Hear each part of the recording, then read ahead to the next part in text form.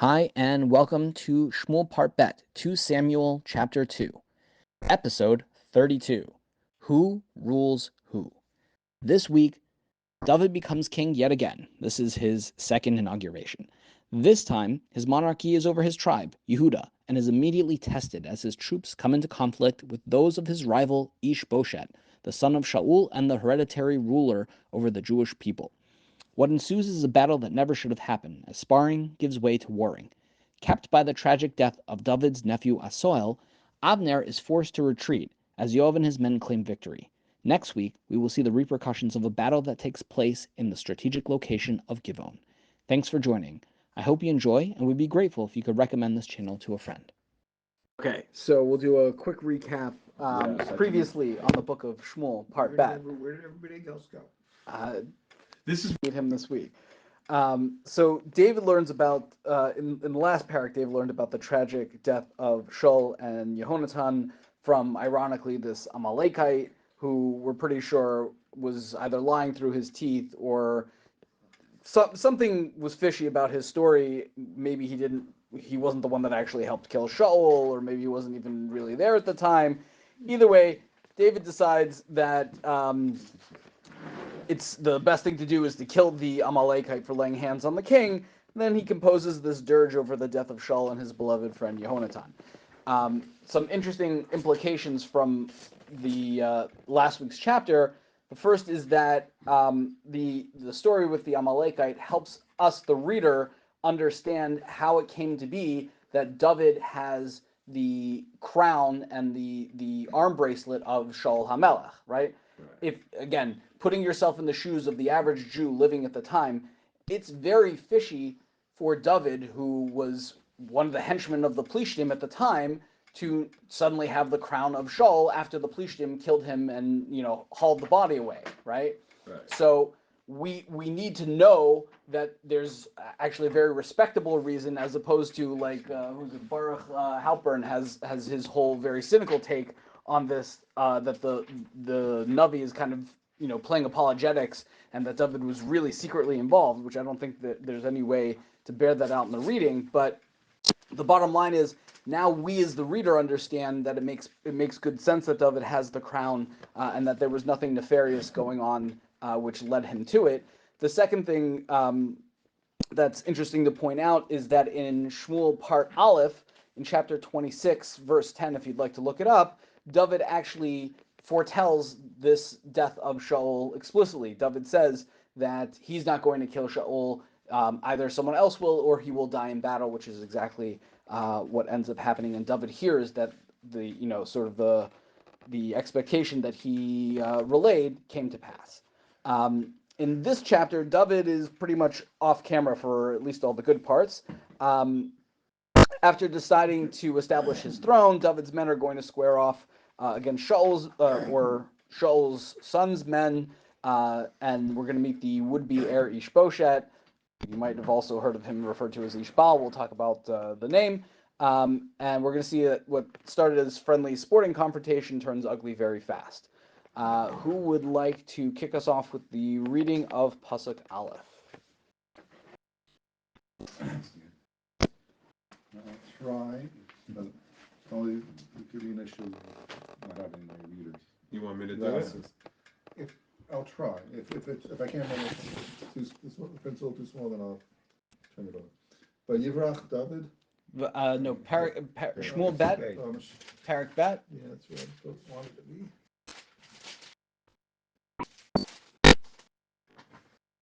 V'yacharei.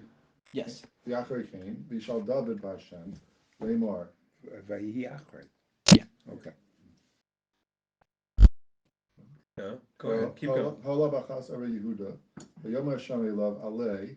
V'yomer David ana eleh. V'yomer Chevrona. It happened after this that David asked of Hashem, saying, "Should I go up to one of the cities of Yehuda?" Hashem answered him, "Go up." David then asked, "Where shall I go?" And he said, "To Hebron." Okay, so when David is asking Hashem, quote unquote, what is he doing to accomplish that? Probably Urim V'Tumim. Probably the Urim V'Tumim, right? The way you can tell that even more so from the Psukim is, remember, you're not supposed to ask the Urim V'Tumim too many questions at once. Otherwise, the answers get jumbled. Right. So he asks question number one: Should I go up? Response one. Question number two: Where should I go? Response number two. Right. That's the appropriate way of consulting the Urim V'Tomim. Any guesses as to why God would tell him to go to Hebron? Hebron was the capital. Capital of? Yehuda. Correct, of Yehuda. And David is a major player in Yehuda now because of the next pasuk. Which is, but Yalsham David, so David went up to Hebron, become Shtei Nashot, Achinoam, Israelis, Abigail, Eshes Naval, Carmeli. Right. So Abigail is the wife of was the wife of an important person in the Kalabi family.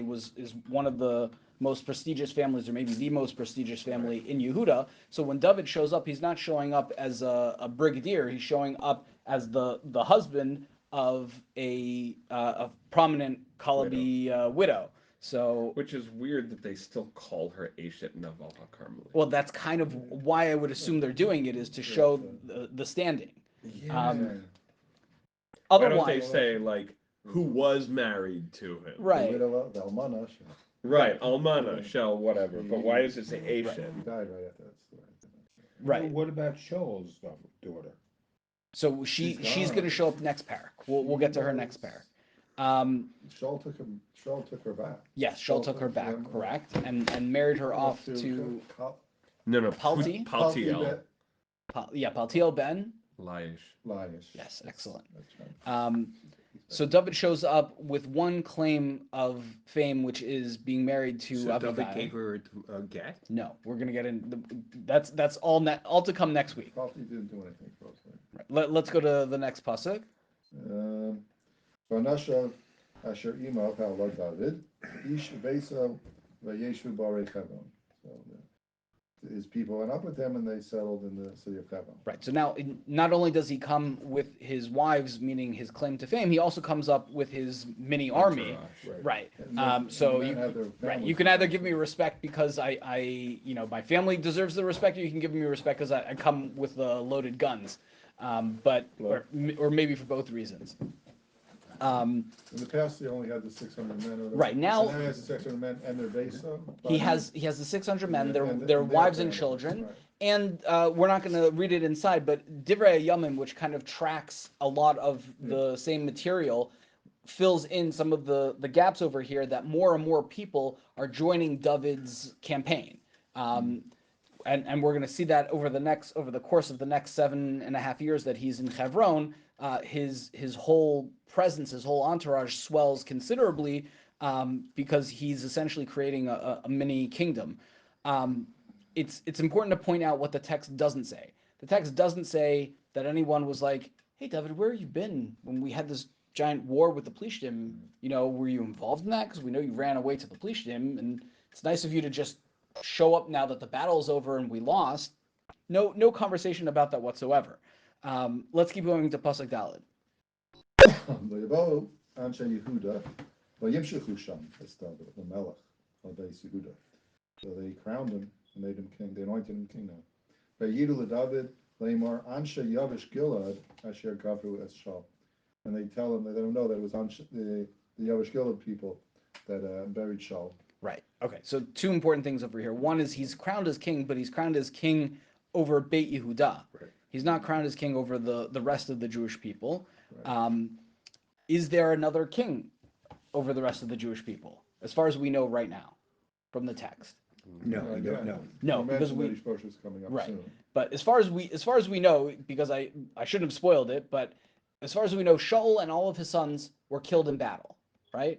So to the reader so far, the expectation is Shaul has no other children, and therefore David had been previously anointed by Shmuel, and therefore he's king now. Right. Therefore, he's been the hero of the Jews in the past. He was their leading warrior. So it makes sense if we got routed by the Plishtim, then the next general that we can bring into power is someone that it would make sense to anoint. Why are they telling him about the people of Yavesh Gilad? So they came up with Shmuel. What was it? So they were very So at The the ones where end the of Shmuel Aaron. Aleph, one second. There's two times that we deal with Yavesh Gilad in Shmuel Aleph. The first is when they were being attacked by Nachash Hamoni, and he was going to poke out their eye, and they cried out for help, and Shaul went and helped them. Then, after Shaul was killed and his body was desecrated by the Plishtim, the people of Yavesh Gilad, under cover of night, they snuck in and retrieved the bodies, burned the bodies, and gave them like kind of a kingly funeral. Send off. Yeah. Right. Which is what is repeated here. That's Right. exactly what's being told over here. So David hears that the people of Yavesh Gilad are the ones who buried Shaul. Right, because now he's the political leader, and as the political leader, there has to be a tribute offered to them for their good deed, and that's why they're informing him. Okay, I think that's definitely fair. If you recall at the end of Shmuel Aleph, David sent gifts to many different cities. I think the cities that he sent them to are all more affiliated with Yehuda. The people of Yavesh Gilad are kind of the bastion, the stronghold of Binyamin, right? They're very loyal to Shaul.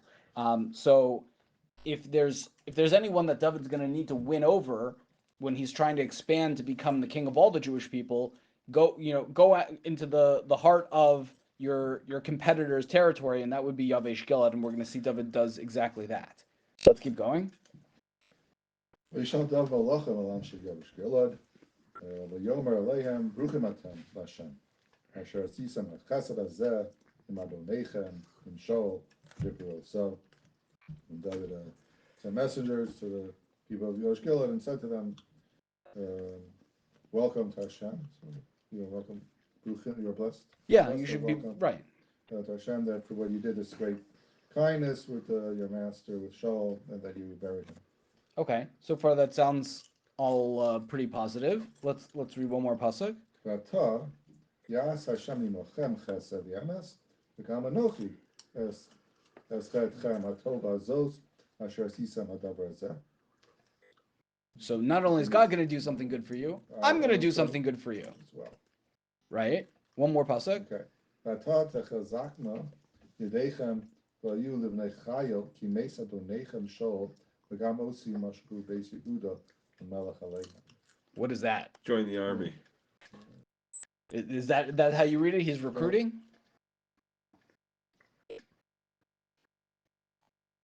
How would you read it? What's he trying to get across? Join with me. Be with me. Join with me as a request? Join with me as a veiled threat? Yeah, or maybe towards the latter. It's Like you have no strong. choice, right? Yeah. Your master is It's not a gone. choice.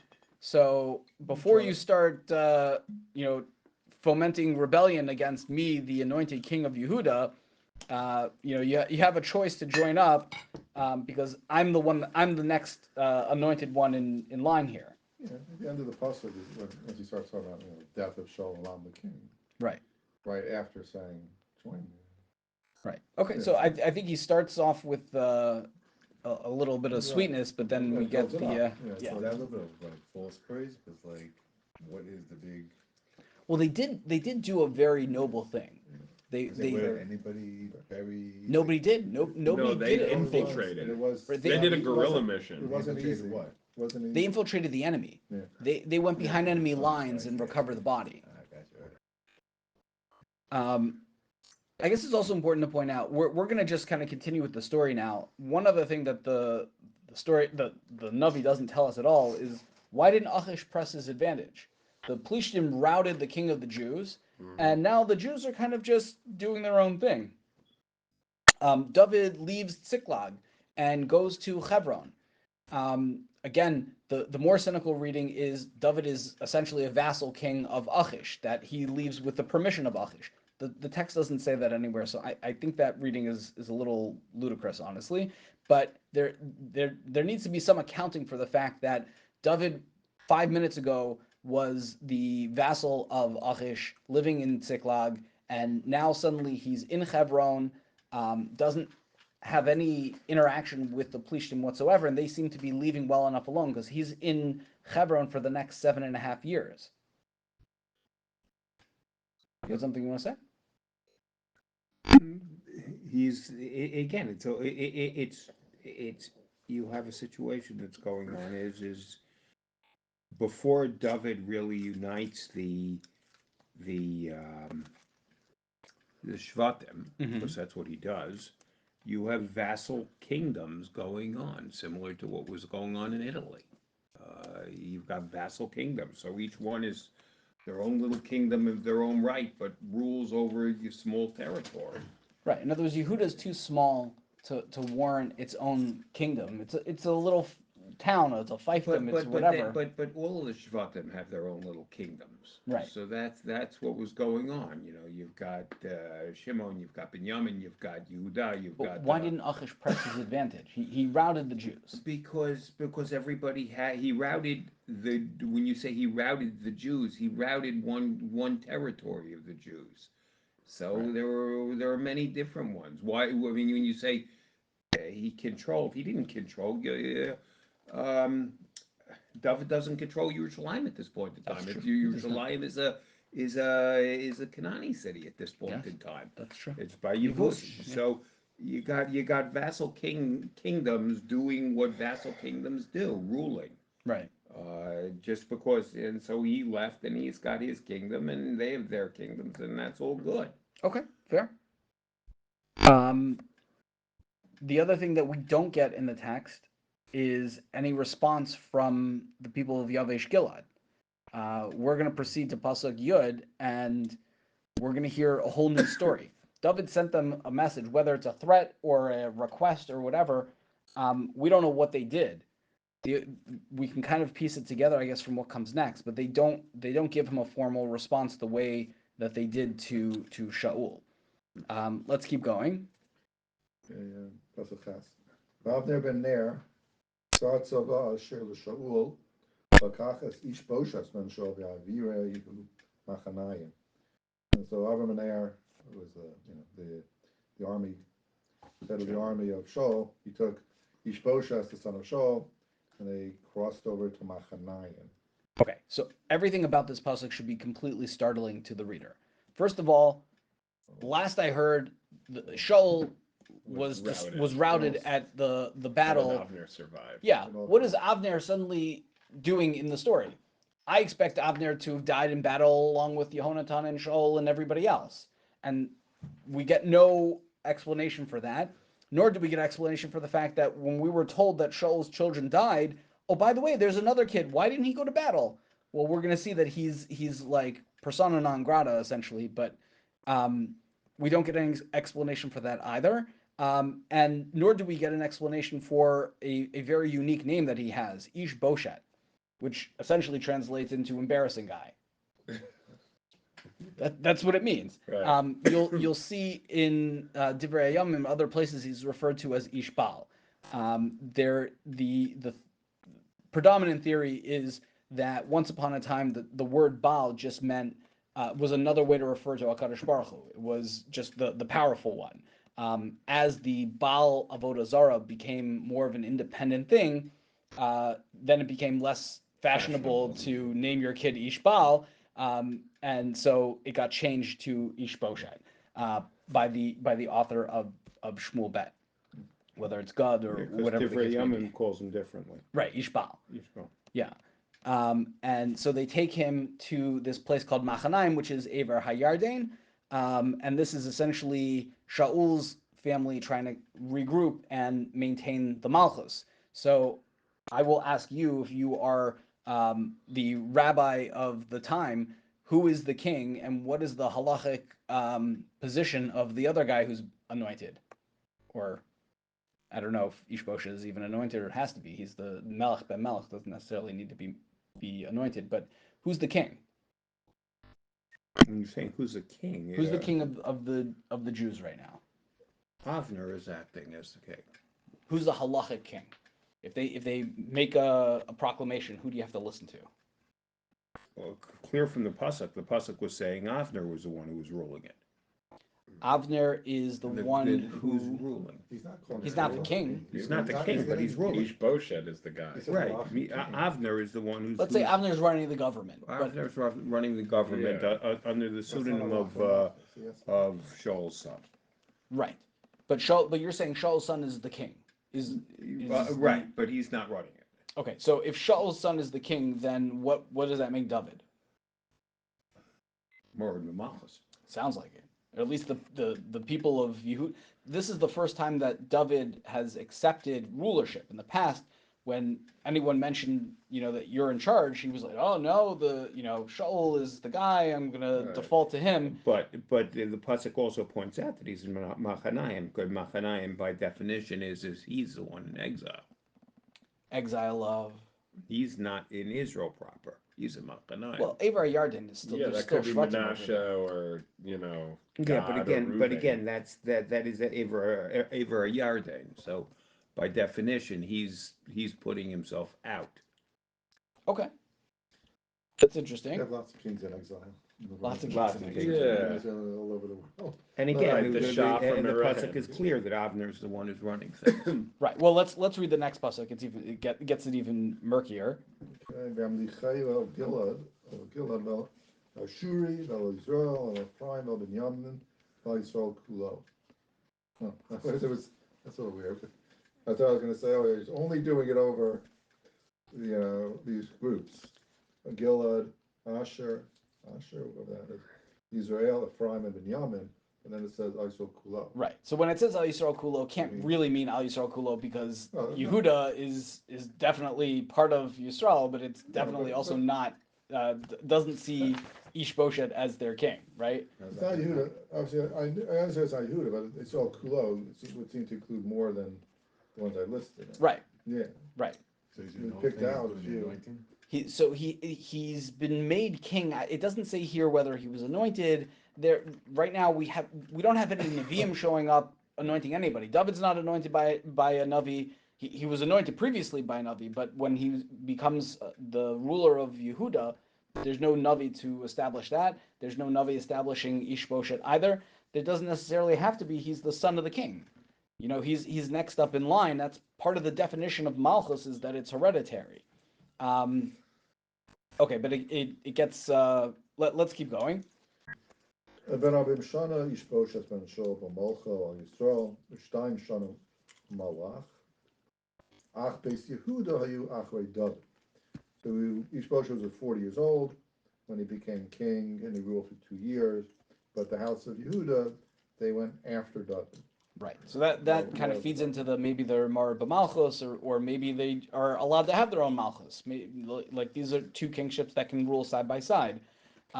The 2 years that Ish-Boshet is king, the easiest way to read this, because it's going to come into conflict with David being king for 7 years, is that it was 2 years that he ruled in the way that was described, meaning over all of Yisrael. But after 2 years, people started already kind of trickling into David's camp.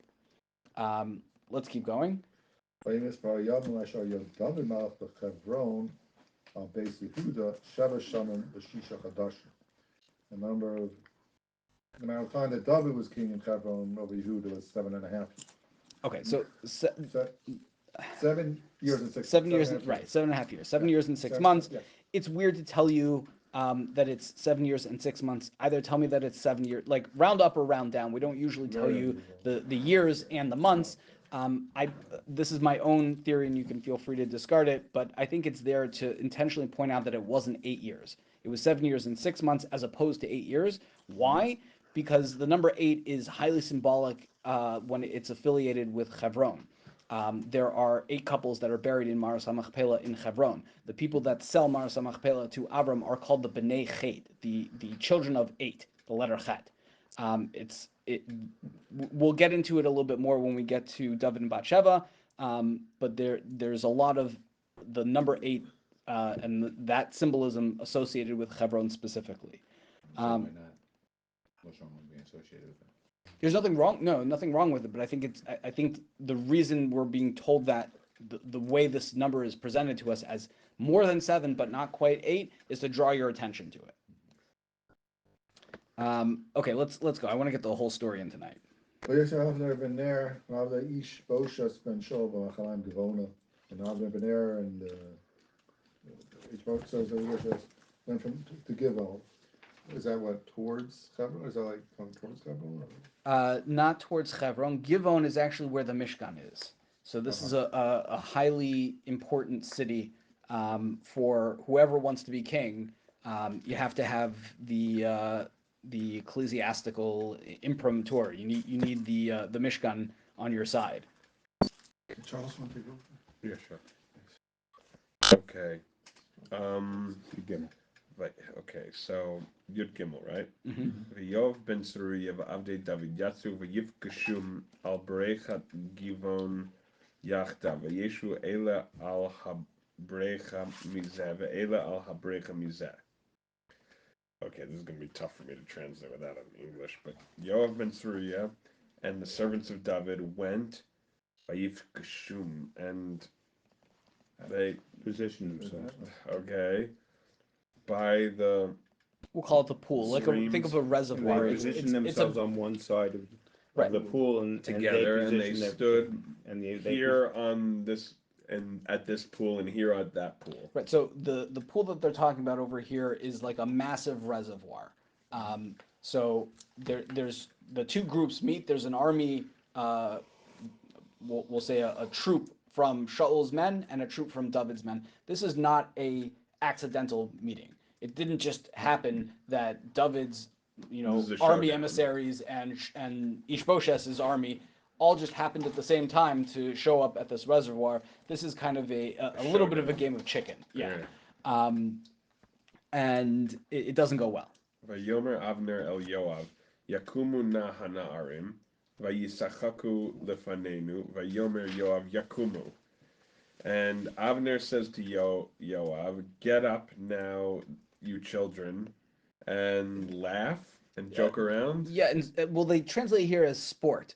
Visachaku means to and joke around in front of us, like perform for us. right, but perform over here is it's almost like war games. Like essentially, Let's see what you gonna got. wrestle. Right, Right. they're gonna wrestle or they're gonna Vayomer like Yoav play fight. Yakumu, and Yoav says, "Get up." Okay, Here so it's very clear. They use the word duel. right, so ArtScroll translates it very to the point of what actually happens. That there's one other time in all of Tanakh where people are Yakumu and Yisachaku, and that's by the Egel, by Har Sinai, that they all got up to make merry. So this is foreshadowing or foreboding to tell you that things Something are bad's about yeah to things. This is not going to end well.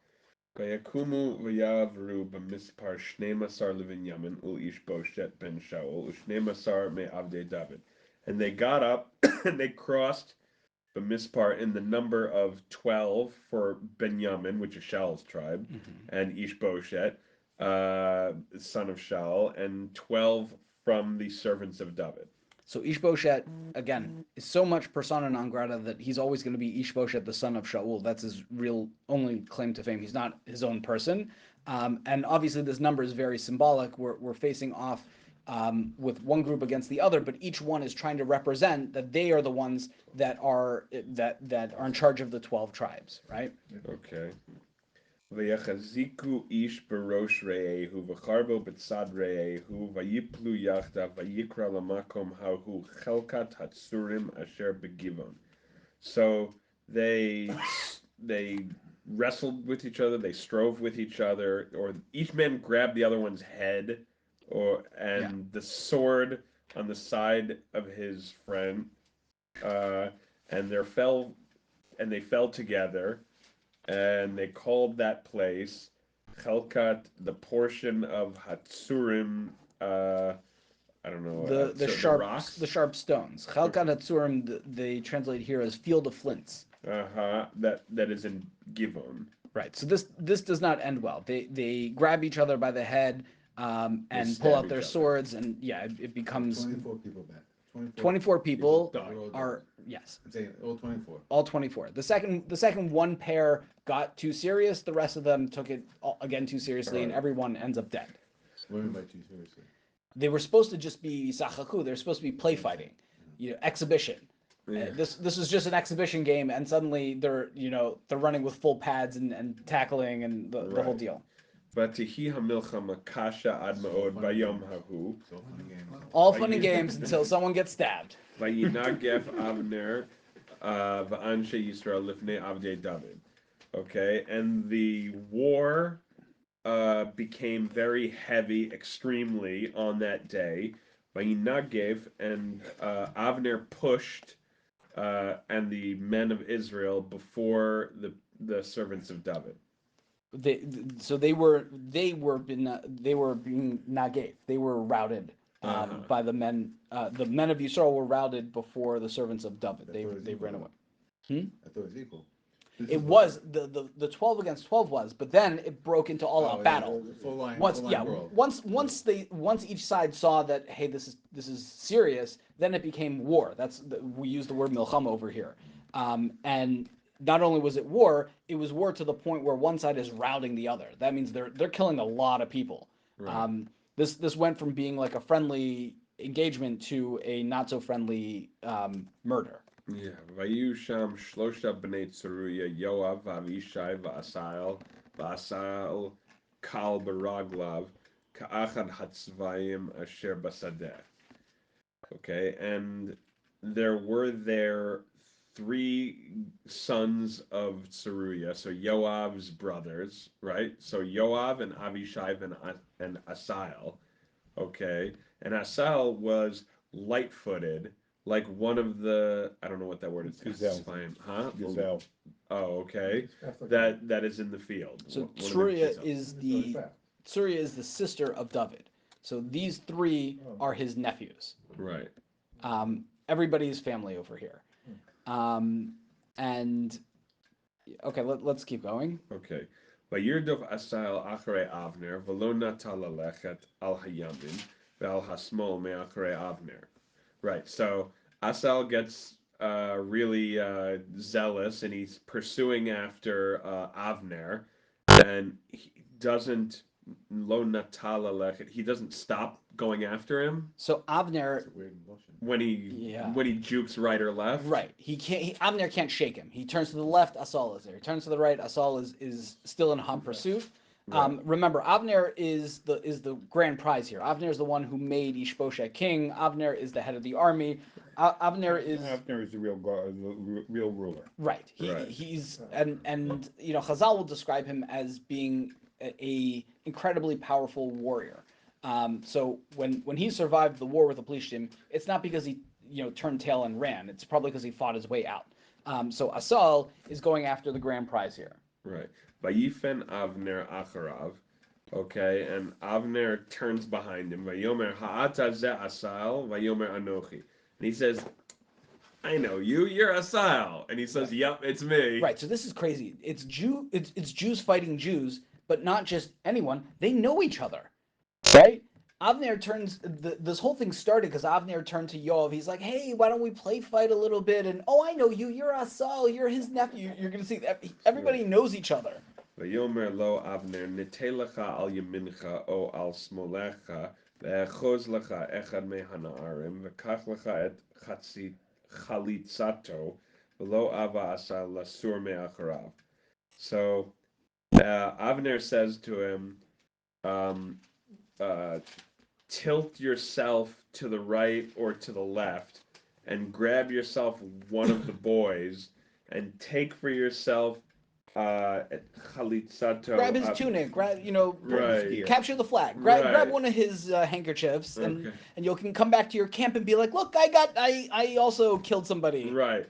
V'lo ava Asa'el lasur me'acharav, and Asa'el refused to turn aside. So Avner's giving him a chance. He's like, "Look, kid, this is not going to end well for you. Yeah. You need to show people you're a big man. Go grab somebody else. You can still have your war story, but I'm giving you a recommendation." Avner sounds very nonchalant over here. He's not scared at all. Right. Vayosef od Avner lemor el Asa'el, and sur lecha me'acharai lama akeka arza ve'ech esa fanai el Yoav achicha. Okay, and he continued further to say to Asa'el, "Turn away from before me, like get away from me. Why should I knock you to the ground? And how am I going to raise my face to your brother?" Right. It's gonna be really annoying if I have to kill you, and then I'm gonna show up at family dinners, and we all know each other, and you're gonna be dead, and your brother's gonna be annoyed at me. I don't want to deal with the paperwork.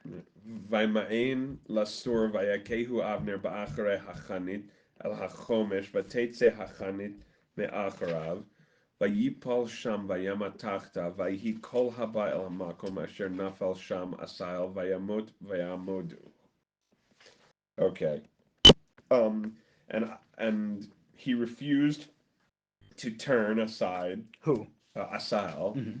And Avner kills him. Avner struck him, ba'acharei achanit, with the back of the spear, So- like he kills him with the back of not even the back of the sword had its own like little mini blade. Yeah, because they on would the pommel. Right, they would stick when you don't want to carry your sword around anymore, so you throw it into the ground. You don't want to throw the blade into the ground; the blade becomes dull. So you have a little mini blade on the bottom. You throw that into the ground and leave your sword, and go do whatever you have to do. So Avner essentially stops short and uses the butt of his sword to go through Asa'el, who's still pursuing him. Right. Right.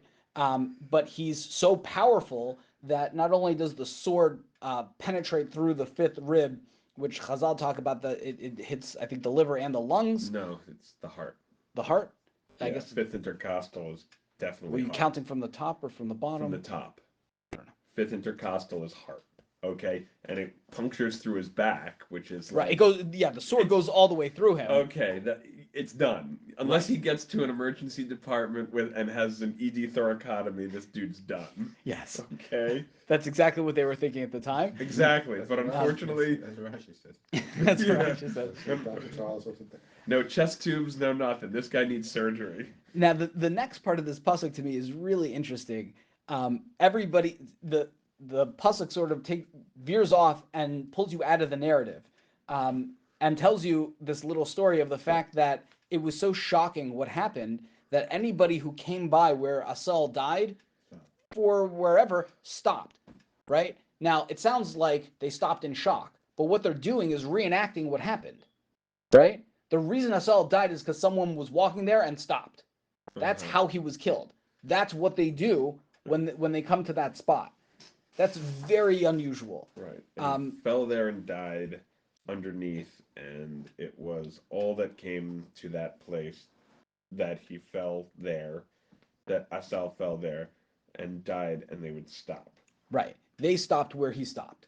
The only comparable thing that struck me when I read this the first time, there's a Gemara, I think, in Baba Kama that talks about people traveling through the public thoroughfare, and if you've got one guy carrying a pole and someone carrying a jug, one says stop, then right, the damage is. So if you rear end somebody, usually you're at fault. But if the guy tells you, the guy that's carrying the pole says, I'm about to stop, and then the guy carrying the jug doesn't listen and barrels into him, then the guy carrying the jug is at fault, not the guy carrying the pole, right? Avner told him, like, I don't want to have to kill you. You need to go somewhere else. And then he stops, and Asa'el plows into him, and essentially is the cause of his own death. Right. Okay, let's keep But going. you're saying Chani, isn't that a spear, not a sword? It's not cherev. Yeah, that's true. You're right. It is a spear. You're right. Just saying logistically. Vayirdufu Yoav Avishai, Achrei Avner, V'Hashemesh Ba, V'Hema Ba'u Ad Givat Ama, Asher Al Pnei Giach Derech Midbar Givon.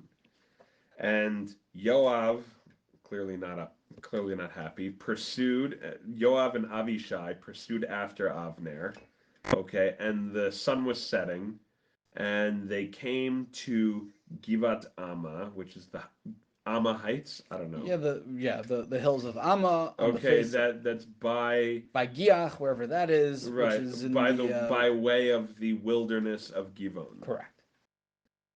Okay, Vayit Kabtsu B'nei Binyamin Acharei Avner, and okay, Vayula Guda Echat Vayamdu Al Rosh Giva Echat, and the people of Binyamin gathered around after Avner, and they became one assembly. They encircled around him. Right, and they stood on the top of the hill, on top of one hill. Right. So you have two people from Yehuda pursuing Avner. Avner's men surround him to protect him and basically say, you've got to go through us to get to Avner. and what they're trying to do is put an end to this whole thing. Right. Vayikra Avner el Yoav vayomer hala netzach tochal cherev halo yadata ki mara tiyeh b'acharona v'ad matai lo tomar la'am lashuv me'achrei achechem. Okay, and Avner says to Yoav, and he says, is it forever that the sword will consume? Like, don't you know that it's bitter? It's going to be bitter at the end. And until when, uh, don't say to the people to return after me your brothers. So, say that in your own Sorry, words. I'm translating will directly. you not tell them? Huh? Right. Sorry? How long will you not tell them to Right. So what's he saying in your words? return back? Basically, like we've done enough. Like we're trying to stay our hands here, guys. Like the battle's over. Stop trying to keep it going. Right. It's enough. And Yoav says, "This is all your fault. Right. Let's go." Right. Vayomer Yoav, Chai Elohim ki lule dibarta ki az me haboker nala ha'am ish me acharei achiv. So Yoav swears by God that if only you had said, If you hadn't said, you were the one that spoke up, right? Avner was the one who's like, let's let the boys get up and spar, right? Okay, Nala Ha'am, right? Let the guys go up, each after his brother. Vayitka Right. Yoav b'shofar, and vayamdu kol ha'am v'lo yirdefu od achrei Yisrael v'lo yasfu od lihilachim. So Yoav sounds the alarm. He sounds the shofar, and the people and all the people stood, and they did not pursue any further after Yisrael, and they did not continue the war any further. Right. So basically, he gives an order, and people refuse. They're like, "Dude, it's over." No. People don't refuse. People listen. He blows the shofar and says, "Stop fighting," and People stop fighting. Oh, right, and they stop fighting. Now, I think the word yamod over here is almost like an intentional, like there's a recall back to the fact that Avner was yamod, and that's what killed Asa'el. Oh, I thought Yoav here was blowing the shofar of war, like, "Hey guys, No. I got him. We're over here," he's and war. people were like, "Dude, we're done." Yeah. That's what I thought was going on. Okay, I'm gonna read the next couple of psukim. Yeah. Avner v'anashav halchu ba'arava kol halayla hahu v'yavoru es hayardim v'yelchu kol habitaron v'yavo machanaim. So Avner's men marched through the Arava all through the night. They get to the Yarden, cross over the Yarden, and go to Bitachon until they come to Machanaim, and that's where Ish-Boshet is. Vayoav shav mecharei Avner. V'ikbotzes kol ha'am v'yipakdu ma'avdei David tisha asar ish v'asel. So Yoav stops chasing Avner. He gathers all the troops together. They found that there were 19 missing besides Asa'el, so a total of 20 people. Remember, 12 died in the original skirmish, so it's 8 more, including Asa'el, that died in the rest of the battle. So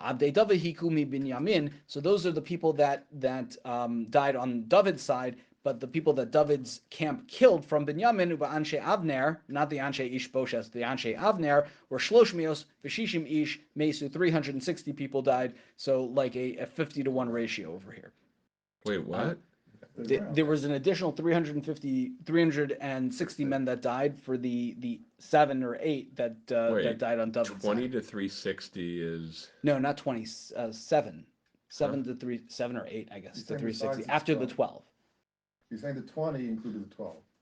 12 died on each side. Right, And then so an 20 additional, total on David's side, 360 on the other side. He's comparing the 360. Right, so that's like 1 to 18. No, He's No. trying to do the 360 to the 7 or 8. right. You have to deduct 12 from both sides. So Oh, 348 to 7 or 8. okay. Sorry. Vayisu es Asa'el v'yikberu b'kever aviv asher beis lechem v'yelchu kol halayla Yoav and Ashav v'yor lehem b'Chevron. So they bury Asa'el in his father's tomb in Beis Lechem, and Yoav and his men marched all night, and in the morning they got to Chevron. And I think we will leave things at that. This is the end, beautiful friend. Thank you for joining us on our journey of learning, and I hope you will tune in for another episode soon, Mirz Hashem. Be well.